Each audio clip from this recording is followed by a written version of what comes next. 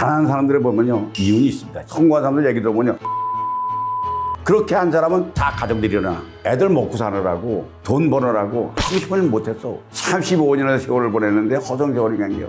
이렇게 오래 살 줄 몰랐다. 인간의 황금기는 65세부터 75세까지라 그래요. 50대 이제라도 바꿀 수 있습니다.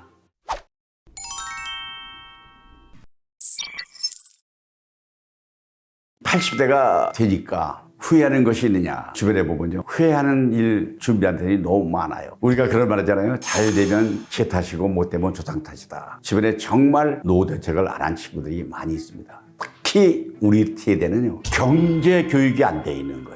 유대인들은 어려서부터 경제교육을 시키잖아요. 일정히 돈을 줘가지고 한번 주식을 해봐라. 그리고 어떻게 했냐, 경제교육은 뭐냐. 내가 시키면 단순한 거예요. 경제교육은 이겁니다. 남의 주머니에 있는 돈을 내 주머니로 옮겨오는 겁니다. 제일 편한 방법이 있죠. 소매치기하거나 몰래 절도하거나 아니면 강제로 뺏거나 이러면 내 돈이 되잖아요. 근데 그건 국가에서 그거 인정 안 하잖아요. 그건 문제잖아요. 그러니까 합법적으로 주머니에 들어오기 위해서는 돈 있는 사람에게 서비스를 제공해줘야 돼요. 노동을 제공해주고 노동 대가를 받아야 돼. 전문 지식을 갖다가 제공해주고 기술을 제공해주고 대가를 받아야 돼. 한 공장에 한 직장에 직원이 100명이 있어. 월급이 똑같습니까? 달라요. 어느 사람은 연봉이 3억이야. 어느 사람은 연봉이 1억이야. 어느 사람은 3천만 원도 안 돼. 청소하고 그 단순 노동하는 사람들 왜 그러냐? 경제교육을 안 받아가지고 노동 가치를 고부가 가치하고자 하는 생각을 안 했던 거야. 이 바보 같은 짓이야. 이게 어떻게 하면 내 대가를 더 잘 받을 수 있겠냐 하는 것을 만들어야 되는데, 전문 지식 갖고 있는 회사의 기본 설계하는 사람은요, 그 사람이 떠나면 이 회사가 운영이 안 된다 그러면 그 사람 나갈까 봐 신경 써. 회사에 그냥 얼쩡거리면서 먹고 사는 사람 있잖아.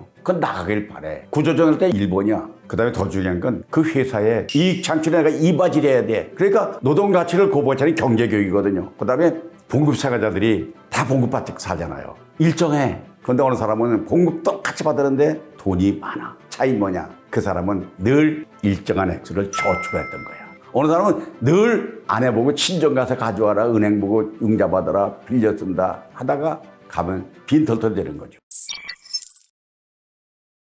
가난한 사람들을 보면요, 이윤이 있습니다. 집안에 큰 우환이 있어. 이건 어쩔 수가 없어. 사업을 하다가 화재가 났어. 사업을 하다가 국가적인 병과 생긴 바람에 회사가 문을 닫았어. 그 다음에 가장이 병이나 사고로 죽어버렸어. 돈 번 든 사람이 갑자기 사라져. 근데 그래서 우리가 그런 말 하잖아요. 주식을 투자할 때는 분산 투자하라는 거예요. 가정의 식구가 5식구면 5식구가 한 사람에게 뭐 의존해서 살던 사람이면 한 사람 쓰러지면 나머지가 안 돼. 그러니까 한 사람 쓰러져도 돈 받아 있어야 돼. 그러니까 우리 성공한 사람들 얘기 들어보면 초등학교 3학년 때 아버지가 돌아가셨기 때문에 신부들하면서 내가 가장 역할을 했습니다. 그렇게 한 사람은 다 가정들이 일어나. 아버지가 그때부터 흩어져가지고 노숙자 생활을 시작했다 이러면 안 되는 거 아니야. 특히 주의할 게 뭐냐면 도박하는 거 있잖아요. 뭐 경마, 뭐 저 정선에 가서 하는 거, 아니면 경륜. 젊어서는 한 번 실수해도 다시 털고 안 하면 돼. 근데 나이 들어서는 회복 탄력성을 유지하기가 어려워요. 나이 들어보니까 후회되는 일이 뭐가 있으세요? 이러더라고요. 돈 벌 기회가 있었는데 그걸 실기한 게 많아요.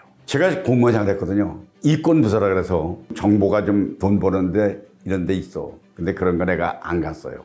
그다음에 학연 지원으로 좋은 자리 가려고 백 쓰고 이러는데 그런 거 안 했어요. 공무원들이 일만 하면 되지. 그러고 살아왔는데 지금 돌아보니까 꼭 세상에 대해서 정답이 있는 게 아닙니다.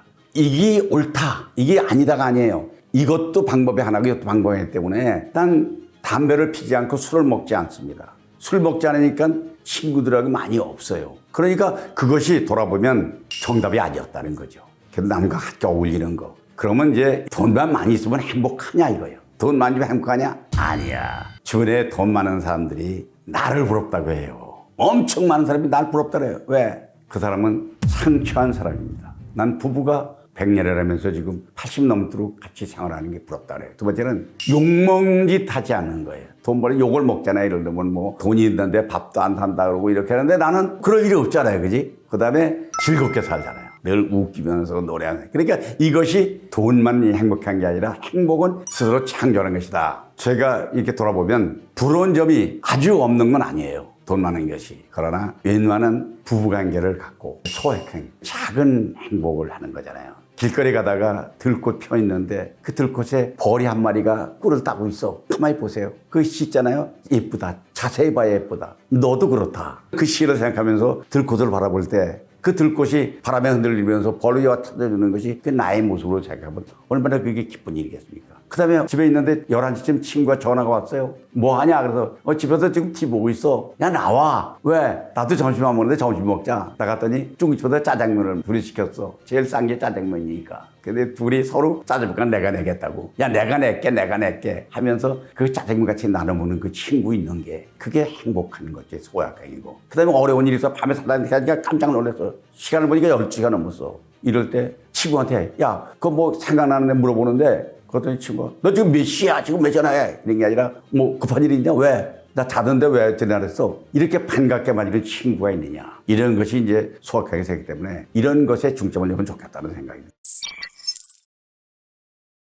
준비가 되지 않은 노은 뭐냐? 건강을 위한 준비는 다른 거 없습니다. 예방하고 운동하고 건강병 들으면 보험에 들고 내가 심근경색으로 갑자기 쓰러졌어요. 병원에 입원해가지고 스탠드 받고 살아났어요. 근데 한 열흘 이상 입원해 보니까 입원비가 만만치 않아요. 아내하고 둘이 걱정을 했어요. 옆에 같은 병원에 입원한 그 사람은 입원비 걱정을 안 하더라고. 그래서 내가 돈이 많으신 분인가요? 이랬더니 아니에요. 저는 보험을 들어놔서요. 이거 다 보험을 해결해줘요. 그래서 그래요? 그래서 나도 이제 보험에 들려고 했더니 한 번 걸린 병은 보험 안 들어주고 이제 80 넘으면 보험 드리는 게 없습니다. 이것도 건강에 대한 예비를 하는 것이 준비 하나다. 그다음에 이제 경제력변 치료. 지금 무슨 취업을 하느냐? 과거에 자기 경력, 토목 기술자가 있다. 학교 선생님을 했다. 그러면 학교에 방과후 수업. 아니면 공무생활 했다. 그럼 아내하는 것. 또 취미생활. 나는 취미가 뭐가 있냐? 김영석 교수 얘기 들어보면요. 인간의 황금기는 65세부터 75세까지라 그래요. 100년을 살아보니까 그냥 책에 그렇게 써 있어. 젊어서는 우리가 애들 먹고 사느라고 돈 버느라고 하고 싶은 일 못했어. 퇴직하고 나니까 이제 어느 사람은 사진 찍는데 기술자. 시를 잘 써. 글을 잘 써. 그다음에 그림을 잘 그려. 운동을 잘해. 자기 취미 생활을 하는 것. 그보다 더 즐거운 일이 없잖아요. 꿈을 꾸는 미래를 갖자고 하는 것은 지금도 나이가 들었지만은 밝은 내일은 또 다시 태양이 떠오르니까 내일에 또 뭔가 더 좋은 일을 찾아보자. 그 옛날에 많이 유행됐지만 어느 대학교 재단 이사직이었는데 95세 되는 날 어학원에 등록을 하면서 60세가 될 때 정년퇴직을 했다 이게. 35년의 세월을 보냈는데 허송 세월이 게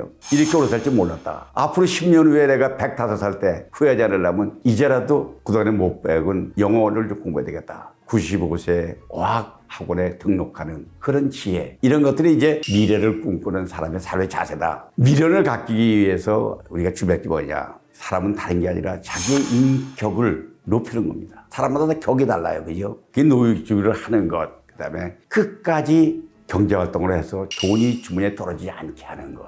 산모작. 스스로 활동하지 못할 때가 올 때 휠체어를 누가 밀 거냐? 집행이는 어디서 구할 거냐? 귀족을 참은 이거 귀족을 누가 할 거냐? 내 하루에 목욕 한 번은 누가 지킬 거냐 하는 것을 미리미리 대비해 놓은 게 있겠다. 우리 아버지는 아들이 6인데 옛날부터 그러더라고요. 나는 나중에 늙으면 셋째하고 살겠다. 셋째가 누구냐? 납니다. 그때는 참 듣기 좋더라고요. 결국 그래서 아버지 4년간 내가 귀족우 아버지 바꿔주고 해서 살아서 지금도 아버지에 대한 마음은 지금 변함이 없습니다. 그 다음에 사후에 무엇을 남길 것이냐. 이게 중요한 거예요. 죽은 다음에 글 하나도 제대로 써놓고. 그러니까 내가 유튜브를 하라는 것은 그런 출판사에서 절판되면 책은 없어집니다. 유튜브는 구글이 망하지 않는 한은 살아있잖아요. 그때 영상도 올려놓고 이게 우리의 자산을 남는 거 아니겠느냐. 이제 부동산 주식 얘기를 조금 하려고 그러는데요. 워렌 버핏이 주식해서 부자 된 사람 아니에요? 워렌 버핏의 얘기를 들으면 주식은 쌀 때 사고 비쌀 때 판다는 거예요. 간단해. 근데 그게 언제 비쌀지 언제 올라갈지 모르잖아요. 해보니까 주식은 젊어서는 해도 돼. 근데 나이 들어서는 판단력이기 때문에 저도 주식을 지금 일부 좀 했는데 한 이유가 뭐냐면 은행에다 돈을 1억을 넣으면 요즘은 조금 이자가 올랐어. 지난번에는 1%야. 이자가. 그럼 1억 넣으면 1년에 100만 원 수입이야. 근데 물가는 얼마나 오르냐? 5% 4% 올라. 그 100만 원 같이 은행에 있던 돈이 1년 후에는 95만 원, 90만 원으로 떨어지는 거야. 그 주식을 하게 되면 배당금이 나오니까 우량주라고 하는 것. 그걸 샀어. 근데 주식값이 요새 반토막 났어요. 주식 주변에 엄청 사기치는 사람이 많아. 뭐 이거 사면 뭐 올라간다 이걸 사라 하지만 그거 다 그 사람들 장사 속으로 하는 거지. 작전주 같은 데 걸려들면 하니까 하지 마라. 부동산은 옛날에는 참 강남 개발할 때 대라는 벽이 전철 가는데 땅 사놓으면 뭐 몇 배가 뛰잖아요. 근데 요새도 그런 어디 전철이 뭐 경기도 어디로 가니까 거기 땅 사놓으면 된다. 또 옛날에 수색에 가면 땅 한 평 얼마씩 샀다. 근데 부동산은 시드머니가 있어야 될 거 아니에요. 부동산 하겠다고 융자 받아가지고 빚 얻어가지고 사면 안 되잖아요. 그리고 부동산 요새는 속된 말로 이제 지내갔습니다. 아파트 뭐 당첨받아가 이랬다 지내갔으니까 하지 말아라. 부동산 요새 또 그런 부동산 많이 써요. 계획부동산이라고 해가지고 전화가 와요. 어디 땅 좋은 거 있는데 정보 드리는 거예요. 그럼 나는 그럽니다. 그거 나한테 전화하지 말고 친정아버지한테 전화하세요. 오늘 하지 말고. 그 좋은 거 있으면 친정아버지 자기가 나한테 전화해요. 근데 그거 속어가지고 산 사람이 있어요. 샀는데 물론 성공한 사람도 있겠지만은 사서 놓고 가보니까 그 땅이 맹지라는 거예요. 맹지. 길이 도로가 없는 땅이야. 도로가 없으면 어떻게 되겠어요? 절대 농지. 절대 그건 바꿀 수 없는 농도예요. 그런데 땅 사람은 그게 다시 누가 삽니까? 나는 돈 주고 샀지만 부동산이 환가할 수 있어야 되는데 그거 못하니까 이런 거 하지 말아라. 인간의 놓치기식이 뭐냐? 첫째가 겸손하고 가족을 돌보지 않는 삶. 어느 사람은 출세지향적으로 해서 가족을 외면해요. 가족이 가장 중요하다. 두 번째는 직장에 피아노 꽂아주잖아요. 그지? 그러면 승진하기 위해서 경쟁의식이 있어요. 그럼 상대방을 막 무시하기도 하고 욕하기도 하고 상대방이 잘못되는 걸 바라기도 하고 그래요. 돌아보면 그게 승진에 올인하는 것이 인생의 성공은 아닌데 승진하기 위해서 그냥 피를 흘리듯이 싸우는 거. 이거 후회하는 일이죠. 실력이 똑같진 않아요. 옆에 보면 진짜 바보 같은 사람이 있어요. 가르쳐도 못해. 잊어버렸대. 또 못해. 또 가르쳐. 그럼 무시하잖아요. 그게 상사일 수도 있고 부하일 수도 있어. 그건 핀잔을 주잖아요. 야 너는 그것도 못해. 바보같이. 넌 바보 같아. 근데 나는 쉽게 말하지만 듣는 사람은 엄청난 상처잖아요. 상사나 부하나 옆에 사람을 무시하지 말라. 그 다음에 좀 더 너그럽게 살 걸. 그 너그럽게 살지 못하고 칼같이 나는 칼이야. 난 나니까 얘기하는 거야. 난 원칙을 지켜. 이러고 칼처럼 인간관계를 갖게 되면 또 바른 길만 고집하는 거야. 난 절대로 난 이거 못해. 세상의 트렌드를 외면하는 것. 이것도 좋지 않다.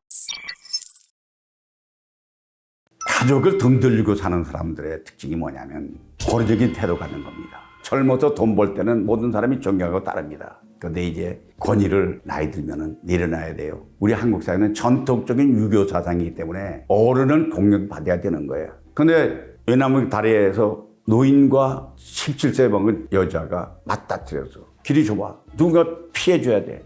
여자가 안 피해. 그러니까 야 너 어른 집 가면 길을 비켜야지. 왜 내가 비켜야 돼? 할아버지가 비키지. 야 너는 이놈아 삼강으로도 몰라? 알아요. 너 삼강이 뭔데? 압록강, 한강, 두만강 아닙니까? 야 이놈아 그런 거 아니고 삼강은 이놈아 장유서 어른과 애는 서열이 있는 거야 이놈아. 근데 여자가 할아버지 그건 모르세요? 뭐야? 레디 퍼스트. 여자가 먼저예요. 근데 서양에는 그럴 때 가위바위보를 하는데 우리는 그렇게 싸우는 게 왜냐면 아직도 한국 사회는 유교 문화와 서구의 문화가 충돌하고 이랬기 때문에 전립된 하나의 가치는 없는 겁니다. 과거에는 유교 사회로 딱 상강 어른이 집에 있고 요새는 그게 다 달라졌다. 그 다음에 이제 가정 구성원들이 서로 원활하게 소통하기 위해서는 역할 분담이 필요해요. 청소할 때 남편은 진공 청소기를 빨아들이고 아내는 밀고 분리수거는 누가 하고 민족을 결정해야 돼. 구성원들이 다 해야 돼. 어느 사람이 부부싸움하다가 이혼까지 갔대. 왜냐 했더니 같이 TV 연속극 보다가 설거지가 쌓여있으니까 남편이 여보 당신 연속극 봐. 내가 설거지 해줄게.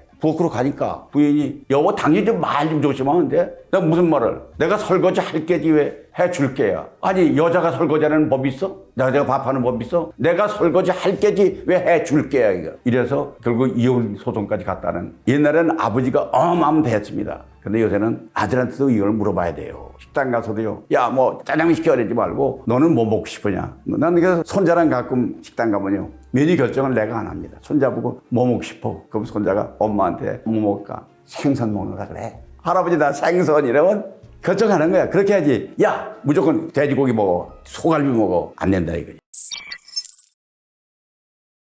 사실 일확천금을 노리는 삶을 사는 사람이 많습니다. 그 사람들이 다 손해보는 겁니다. 적은 수입이라도 항상 수입범위 내에서 사는 것. 그다음에 정부 복지 정책에 따르는 것. 일자리가 없다면 내가 만들어서라도 하는 것. 이런 것이 자기가 지혜로운 사람의 삶이다 말씀드리면서 50, 60대 젊은이들에게 요즘 1모작 성공한 사람들이 2모작에 성공하는 것도 아니에요. 잘 나가던 사람이 갑자기 퇴직하고 나면 그 다음에 실업자가 되면 1모작에 잘 나갔던 사람들이 2모작에서 실패한 사람이 많다. 그렇다고 돈 안 들게 해서 취업한다거나 아니면 뭐 귀향한다거나 뭐 귀촌한다거나 뭐 이렇게 하는 게 있는데 귀농 귀촌은 제가 권고하고 싶습니다. 왜냐면 생활비가 덜 드는 데 가서 사는 것이 좋다. 그리고 집은 서울에 비싼 집 살았다면 그거 팔아가지고 시골에 가서 조그만 집 사고 농토 조금 사가지고 거기서 자급자족하는 모습, 이런 모습이 얼마나 좋겠느냐. 젊은이에게 조언할 수 있는 겁니다. 인생은 마라톤이거든요. 한 부분이 인생이잖아요. 앞서간다고 반드시 계속 앞서가는 게 아니에요. 마라톤 경기 보면 그렇잖아요. 다가 넘어지기도 하고 또 뒤에 있던 사람이 앞에 가기도 하고.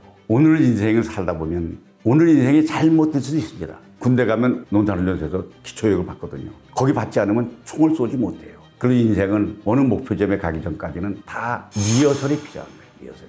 그런데 문제는 오늘 이 순간에 아직 나에게 좋은 날은 오지 않았다. 과거를 돌아보고 후회하지 말고 미래를 돌아보고 걱정하지도 말고 밝은 내일은 오고 있다는 생각을 해주면서 용기와 신념을 버리지 않는 게 중요하다. 여러분 돈 벌려고 주식해 보셨나요? 다른 사람 부동산에 성공하면 어떻게 생각하세요? 그건 그림의 떡입니다. 다른 사람이 확실한 대입력이 있습니까? 조건은 답이 없습니다. 50대 이제라도 바꿀 수 있습니다. 자, 제대로 하는 60대의 비참한 현실은 뭐냐? 원하지 않아도 나이는 먹습니다. 원하지 않아도 퇴직합니다. 태어날 때는 차례대로 태어나잖아. 죽을 때는 차례대로 죽어나지 않아. 근데 직장은 각각 들어와. 나갈 때는 나이로 딱자로 똑같이 나가는 거야.